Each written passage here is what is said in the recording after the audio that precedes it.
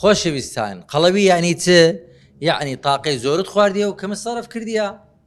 قەڵەوە تەنبەڵەکانمان کردە قەڵەوە خۆشەویستەکان قەڵەوە خۆشەویستەکان دەمانەوێتن پێتان برین قەڵەوی چییە قەڵەوی کو چارە سەر دەکرێتن ڕێکارەکانی چییە و هەنگاوەکان لە بۆ چارەسەرکردنی قەڵەوی چییە قەڵەوی واتە تاقەی زۆرت خواردی و کەمت سەرف کردیە و لە جسمدا ئەو تاقەیە و ئەو وزەی کە خواردیتت بوویتە چەوری و لە قەلبت کۆ بوویتەوە بوویتە بارێک لەسەر ژیانت قەڵەوی کو تەصنیف دەکرێتن چەند قیاساتێکمان هەیە قیاساتە چەند علاقەی بە تووڵی هەیە تووڵت چەندە مەسەد 150ە دەبی 50 کیلۆبی 170 دەبی 70 کیلۆبی ینی باڵا چەندە کەم سەتی بکە ئەوە پێدێن وەزنی ڕاضی طریقەی ئاسانە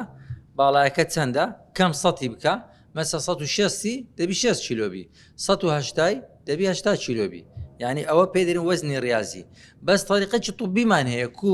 معادلەکە ئیساب دەکرێتن دادەندرێتن لەسەر وەزن لەسەر باڵا بە مەتر دووجا یعنی ئەو کەسەیە وەزنی مەسەد 100 کیلۆیە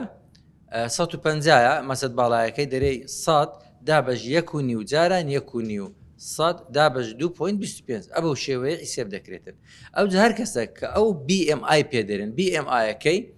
ئینسانی اعتیادی لە 25 هەتا لە 18 هەتا 25 ئینسانی اعتیادی لە 18 کەمتر ئەوە ضعیفە و دەبی عیلاجی وەرگری لە 25 لە بۆ 30 ئەوە خرپن و گۆشتنە لە 30 لە بۆ 35 قەڵەو دەرەجەیەکە لە 35 لە بۆ 40 قەڵەو دەرەجە دووە لە 40 زیاتر قەڵەو دەرەجە سێیە بەو شێوەیە